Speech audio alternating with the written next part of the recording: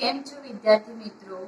આજે આપણે સીએનએસ વિશે શીખવાના છીએ, જેનું ફર્સ્ટ યુનિટ છે introduction and security threats. First of all, what is network security? તો પહેલા આપણે એ સમજીએ કે આપણે કોઈ વસ્તુની સિક્યુરિટી ક્યારે પ્રોવાઈડ કરીએ, તો કોઈ વસ્તુથી બચાવવા માટે. એ જ રીતે તો નેટવર્ક સિક્યુરિટી કેમ પ્રોવાઈડ કરવી પડે? આપણા નેટવર્કને સિક્યોર કરવા માટે, બચાવવા માટે કે પ્રોટેક્ટ કરવા માટે. Now, network security is a security provided to a network from unauthorized access. That means કે આપણા નેટવર્કને અનઓથોરાઇઝ્ડ એક્સેસથી બચાવવા માટે જે સિક્યુરિટી પ્રોવાઈડ કરે એને કહેવાય નેટવર્ક સિક્યુરિટી. હવે આપણા નેટવર્કને સિક્યુરિટી થ્રેટ્સથી પ્રોટેક્ટ કરવા માટે આપણે શું કરવું પડે? તો પ્રિવેન્ટિવ મેઝર્સને અડોપ્ટ કરવા પડે. કયા કયા પ્રિવેન્ટિવ મેઝર્સ છે? તો એના એક્ઝામ્પલ છે ફાયરવોલ, પાસવર્ડ, ઓથેન્ટિકેશન, એવા બીજા કેટલાય પ્રિવેન્ટિવ મેઝર્સ છે. નાઉ સિક્યુરિટી થ્રેટ્સ. થ્રેટનો મીનિંગ થાય ગુજરાતીમાં ખતરો. હવે આપણા નેટવર્કને ખતરો કેવી રીતના હોય? તો એ ધેટ મીન્સ કે નેટવર્કને અથવા તો કમ્પ્યુટરને હાર્મ કરે. સિક્યુરિટી થ્રેટ્સ હશે એ આપણા કમ્પ્યુટરને નુકસાન પહોંચાડે છે. For example, stealing a data. That means કે આપણા કોઈ સિક્રેટ ઇન્ફોર્મેશન હોય કે ડેટા હોય એને ચોરી કરશે અને એનો મિસયુઝ કરશે. એક એક્ઝામ્પલ જોઈએ સિક્યુરિટી થ્રેટ્સ કેવી રીતના વર્ક કરે છે. તો ધારો કે નંબર ઓફ યુઝર્સ છે, એ કોઈ વેબસાઇટનો યુઝ કરવો છે. ધેટ મીન્સ કે કોઈ વેબસાઇટને ઓપન કરી છે, તો એ શું કરશે? ઇન્ટરનેટના થ્રુ રિક્વેસ્ટ સેન્ડ થશે. એ રિક્વેસ્ટ જશે સર્વર પર. સર્વર એને જો ચેક કરશે ફર્સ્ટ કે આ જે યુઝર્સ છે એ યુઝર લેજિટિમેટ છે કે નહીં.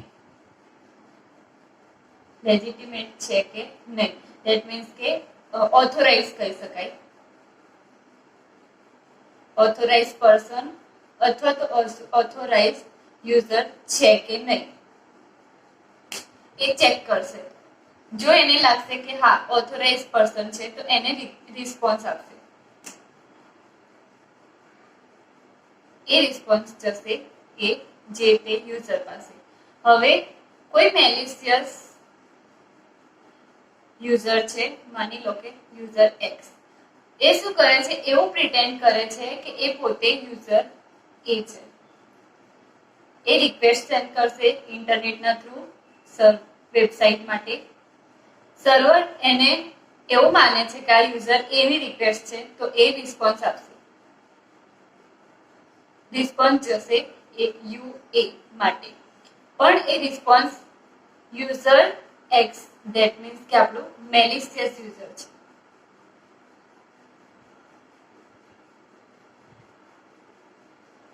એ રિસ્પોન્સ જશે યુઝર એક્સ ને, ધેટ મીન્સ મેલિશિયસ યુઝર. આ રીતે સિક્યુરિટી થ્રેટ્સ વર્ક કરે છે. Now these are number of security threats. That means કે આ સિક્યુરિટી થ્રેટ્સ છે, જેમાં છે viruses and bombs, intruders, insiders, criminal organisation, terrorist and information welfare.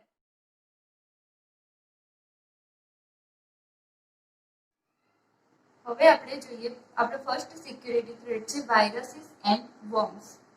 Viruses and bombs are similar, બંને સેમ છે, પણ કેટેગરી વાઇઝ એ અલગ અલગ છે.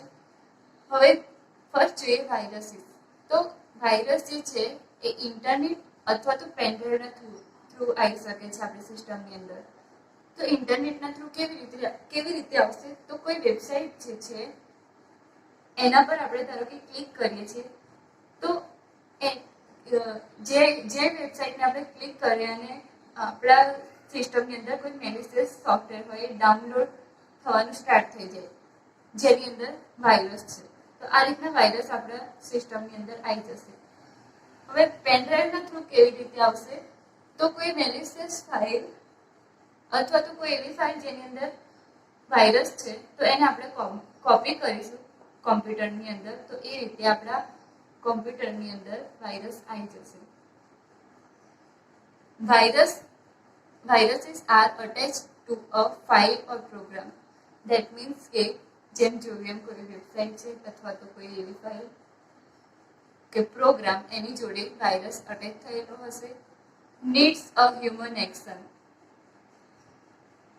વાયરસ આપણા સિસ્ટમમાં કેવી રીતે આવશે? જો આપણે કોઈ ફાઇલને કોપી નહીં કરીએ અથવા તો ક્લિક નહીં કરીએ કોઈ વેબસાઇટને, ત્યાં સુધી આપણા સિસ્ટમમાં વાયરસ આવતો નથી. એ રીતે એને હ્યુમન એક્શનની જરૂર પડે છે. આ એક એક્ઝામ્પલ છે. તો એ રીતે એને હ્યુમન એક્શનની જરૂર પડે છે. એ સિવાય આપણે સિસ્ટમને ઇન્ફેક્ટ કરતો નથી. હવે વાયરસ, કોમ્પ્યુટર વાયરસ અને હ્યુમન વાયરસ સેમ છે. તો જેમ આપણે હ્યુમન વાયરસમાં જોઈએ તો કોઈ વ્યક્તિને વાયરસ લાગુ પડેલો છે. હવે એ વ્યક્તિ જેટલી વ્યક્તિના સંપર્કમાં આવશે, ધારો કે કોઈ વ્યક્તિને વાયરસ લાગુ પડેલો છે, એ વ્યક્તિ જેટલી વ્યક્તિના સંપર્કમાં આવશે એ દરેક વ્યક્તિને એ વાયરસ લાગુ પડે છે. એ જ રીતે જો કોઈ કોમ્પ્યુટર કે કોઈ સિસ્ટમની અંદર વાયરસ છે તો એ દરેક સિસ્ટમને કે દરેક કોમ્પ્યુટરને એ વાયરસ લાગુ પડશે જેના સંપર્કમાં આ મેલિશિયસ સિસ્ટમ અથવા તો મેલિશિયસ કોમ્પ્યુટર એના સંપર્કમાં આવશે. જેમ કે ધારો કે કોઈ ડેટા કે કોઈ ફાઇલ શેર કરે છે જેટલા બી સિસ્ટમ જોડે, તો એ રીતે વાયરસ એકબીજા જોડે શેર થશે. હવે worms are self-replicating malware. That means કે malicious software. self-replicating નો મીનિંગ થાય એકમાંથી બીજા ઘણા બધા worms પેદા કરે છે. It doesn't need any human action. worm જે છે એમાં કોઈ હ્યુમન એક્શનની જરૂર પડતી નથી. એ ઓટોમેટિકલી વર્ક કરે છે અને પોતાની ક્વોન્ટિટી ઇન્ક્રીઝ કરતું રહે છે બીકોઝ they are self-replicating. હવે વાયરસ અને worms બંને તમારી સિસ્ટમને અથવા તો તમારા કોમ્પ્યુટરને કરપ્ટ કરશે અથવા તો સ્લો કરી દેશે. આ રીતે worms અને વાયરસીસ સિસ્ટમને અફેક્ટ કરે છે, ઇન્ફેક્ટ કરે છે. તો વાયરસથી બચવા માટે આપણે શું કરીશું? આપણા સિસ્ટમની અંદર એન્ટીવાયરસ નખાઈ શકીએ એનાથી બચવા માટે. તો આ થયું વાયરસ એન્ડ worms જે આપણા સિક્યુરિટી થ્રેટ્સ છે. હવે આપણે આગળ જોઈશું second number, intruders and insider. First આપણે ઇન્ટ્રુડર વિશે જોઈએ. તો ઇન્ટ્રુડર જે હશે એ મે બી ઓથોરાઇઝડ પર્સન હશે અથવા તો અનઓથોરાઇઝડ યુઝર.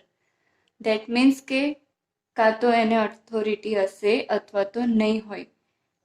કોઈ પણ યુઝર હોઈ શકે છે જે try to access system or network, જે નેટવર્ક અથવા તો સિસ્ટમને એક્સેસ કરવાનો ટ્રાય કરશે. ઇન્ટ્રુડરને કાં તો હેકર કહી શકાય અથવા તો ક્રેકર કહી શકાય. એના 3 ક્લાસીસ છે: માસ્કરેડર, મસ્કફિશર એન્ડ ક્લેન્ડેસ્ટિન યુઝર.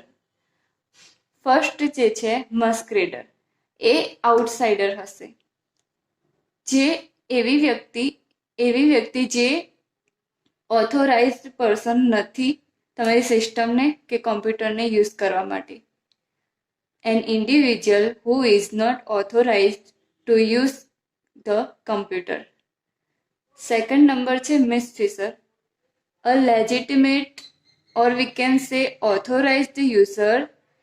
એક વેલિડ યુઝર હશે અથવા તો ઓથોરાઇઝડ પર્સન હશે who accesses unauthorized data, programs or resources. કહેવાનો મતલબ કે એક વેલિડ યુઝર હશે, ઓથોરાઇઝડ યુઝર હશે જે અનઓથોરાઇઝડ ડેટા અથવા તો પ્રોગ્રામ કે કોઈ રિસોર્સિસને એક્સેસ કરશે, યુઝ કરશે. ધેટ મીન્સ કે ડેટા, પ્રોગ્રામ કે રિસોર્સનો મિસયુઝ કરે છે. એવું કોઈ વેલિડ યુઝર, અને મિસ ફિશર હશે એ ઇનસાઇડર હશે. Number 3, clandestine user, an individual who takes an advantage of system's supervisory control to avoid auditing and access control or to restrict audit collection. Clandestine user હશે એ કાં તો insider હશે કાં તો આઉટસાઇડર હશે, પણ એ શું કરે છે, સિસ્ટમનો જે સુપરવિઝરી કંટ્રોલ હશે એનો યુઝ કરીને જે ઓડિટિંગ હશે એને અવોઇડ કરશે અને બધા સિસ્ટમ કંટ્રોલનો યુઝ કરશે અથવા તો એક્સેસ કરે છે, અને જે ઓડિટ હશે ઓડિટ કલેક્શન એને રિસ્ટ્રિક્ટ કરશે. ધેટ મીન્સ કે ક્લેન્ડેસ્ટિન યુઝર કોઈ પણ વર્ક મિસયુઝ અથવા તો અનઓથોરાઇઝડ એક્ટિવિટી કરશે, ઇલીગલ એક્ટિવિટી કરશે, તો એનો બ્લેમ એના પર નહીં આવે, જે ઓથોરાઇઝ પર્સન હશે એના પર આવશે, ઇનડાયરેક્ટલી વર્ક કરશે. આ હતા ઇન્ટ્રુડર્સ.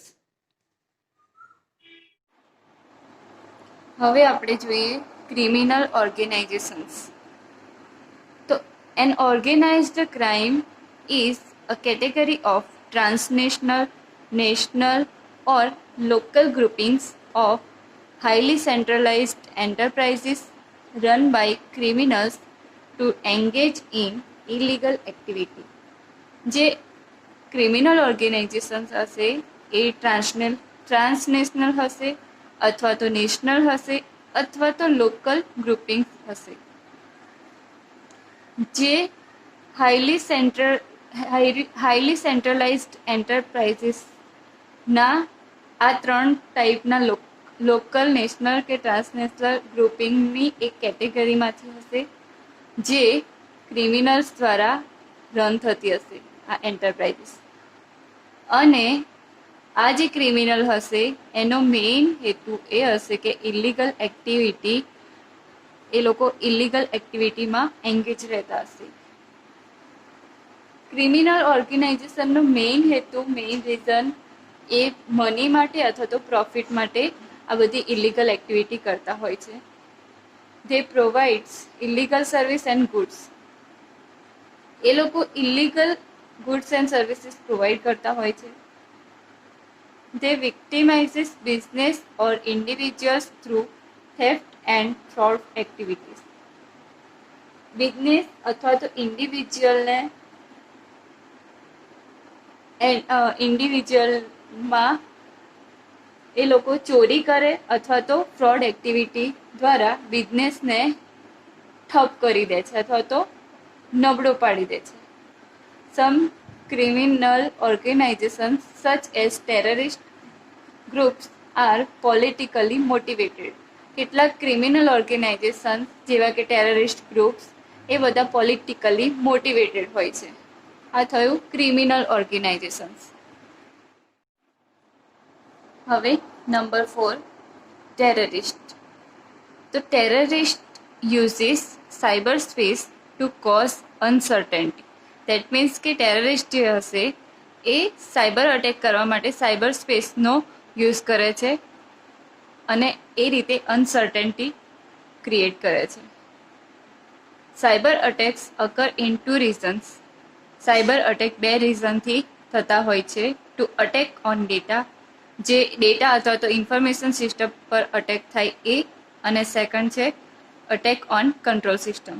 હવે કંટ્રોલ સિસ્ટમ પર જે અટેક થતા હોય છે એ એટલા માટે થતા હોય છે કે ફિઝિકલ ઇન્ફ્રાસ્ટ્રક્ચર જે છે એને ડિસેબલ અથવા તો મેનિપ્યુલેટ કરવા માટે થાય છે. આ હતું ટેરરિસ્ટ. હવે number 5, information warfare. IW. Information warfare જે છે એ that involving battle space use, management of information and communication technology to overcome an opponent. That means કે battle space યુઝને ઇન્વોલ્વ કરે છે, મેનેજમેન્ટ ઓફ ઇન્ફોર્મેશનનું મેનેજમેન્ટ કરે છે અને કોમ્યુનિકેશન ટેકનોલોજીનો યુઝ કરશે. ઇન્ફોર્મેશન વોરફેરની અંદર અટેકર આ 3 વસ્તુનો યુઝ કરે છે. કેમ કે ઓપોનન્ટને હરાવવા માટે. To overcome an opponent. વોરનો મિનિંગ થાય બેટલ અથવા તો સ્પર્ધા ટાઈપ.